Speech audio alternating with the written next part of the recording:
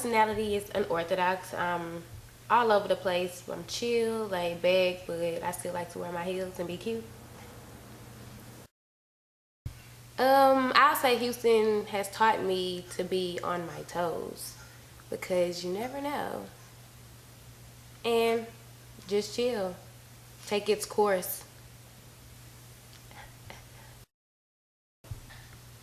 Well, if you get to know me, and you can see it in my music, I'm very passionate about everything that I do, and I'm very logical as well. And that may seem simple, but it's not. Being logical is very unique because most people don't do it. They don't even think logical. So I think that's one thing that makes me unique. With my whole family, like family functions, they used to always throw me out there because I wouldn't dance, so I would sing. That started it, and from there it grew from choir, UIL competitions. Then I actually stood back when I went to college, and I kind of learned the back of the scenes of, well, behind the scenes of the music. And once I grasped that, I just came back a year later, and I'm here now.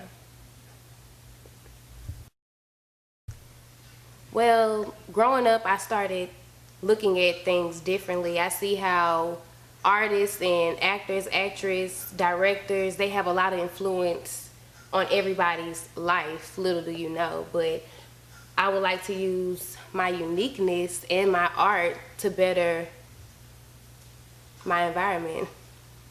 So I'm using entertainment as their route.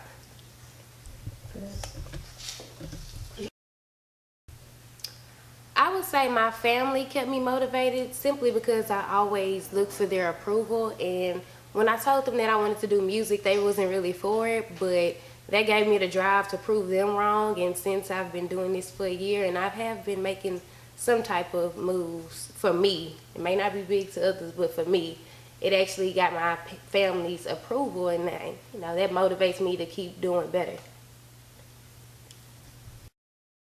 As I started progressing in my career as an artist, I met this chick named By Breezy, and she's an underground promoter. She actually put together a indie fest, Houston, Texas Indie Fest to be exact, and it was an opportunity for all the underground artists to showcase their talent. She did hand select them, so for her to select me was kind of a big deal. And as time was going, people wanted to know who's the chick with the blue hair. They was intrigued, and it kind of built up my adrenaline.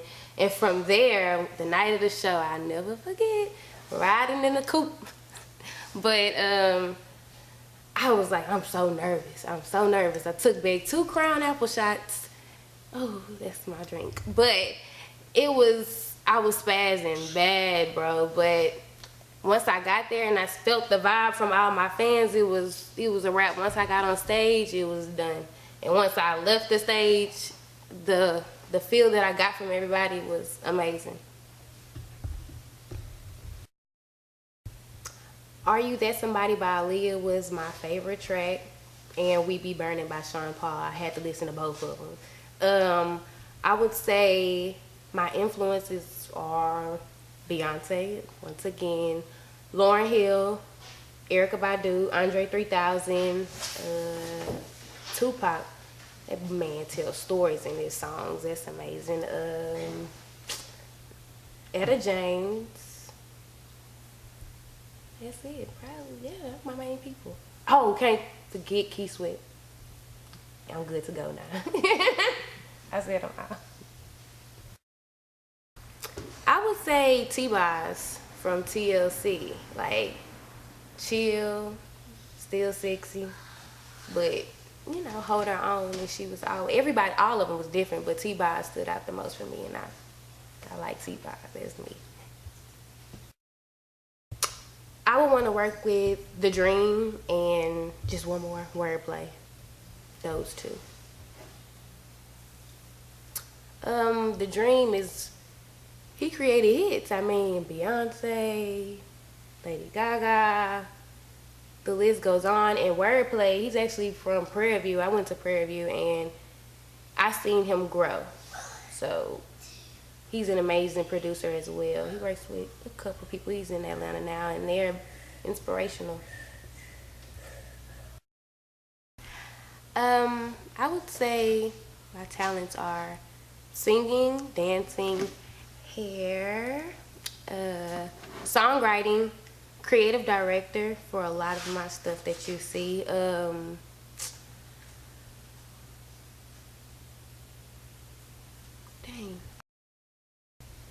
So actually coming up with my song, I would say, is the best part of my art. Listening to the beats, going through the motion, trying to figure out what actually fits with this song, how to vibe with it. And then when I record it, I hate recording. I really hate recording, but I do love the product that's produced afterwards. So I would say, yeah, I enjoy the most part creating the song itself.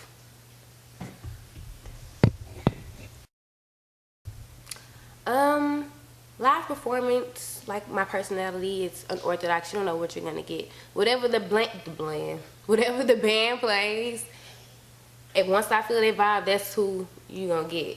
So I go from neo soul track to a laid back R&B, then I might just go full-fledged to a pop, then to a hip-hop. It's whatever I'm feeling, whatever me and my band is vibing to at that moment, my audience will receive it as well.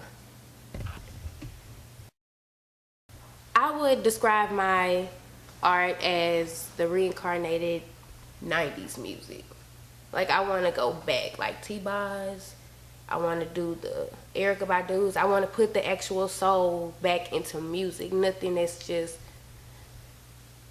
for the moment. Like, I want that everlasting music. So it's always good to go back from what I know, and the 90s is what I know. So that's what I'm going to do.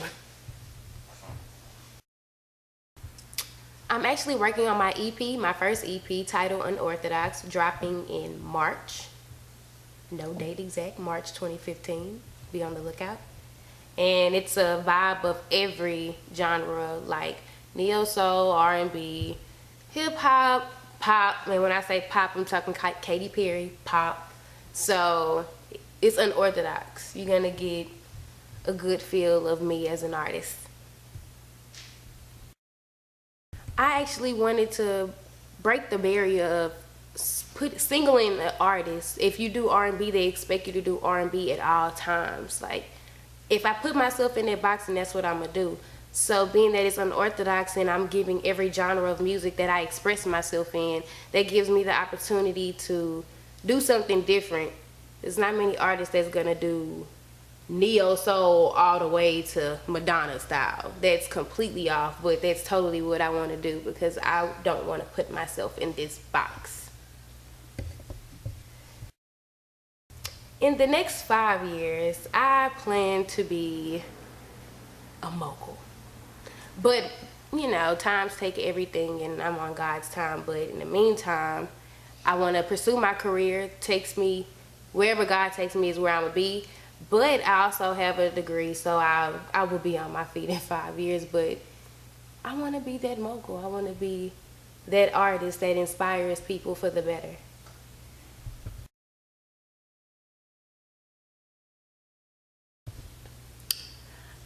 I'm always on God's time, so I would definitely, if I could speak for it, I want to be a mogul. I want to be an artist that inspires many people. I want Grammys. Of course, everybody wants recognition for their work. But also, I do have a backup plan. I have a degree, so either way, I'll be on my feet.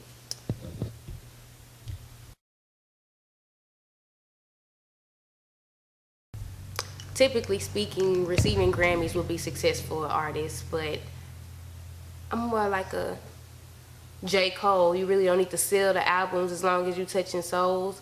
That's the type of drive that I have. So as far as my success, I'm not gonna let money determine if I'm successful or not, because I don't know if I put on a song or I made a song for somebody and that song helped them get out of whatever they was getting out of, committing suicide or whatever the extreme may be. But as long as my music is touching souls, then I'm good to go. It's success to me.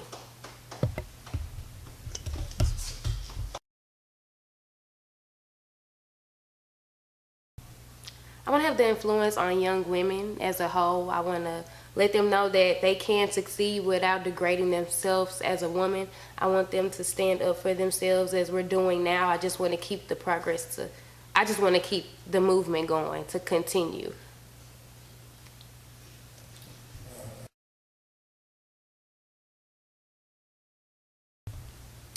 I have an upcoming show January 24th at Avant Garden. That should be pretty live.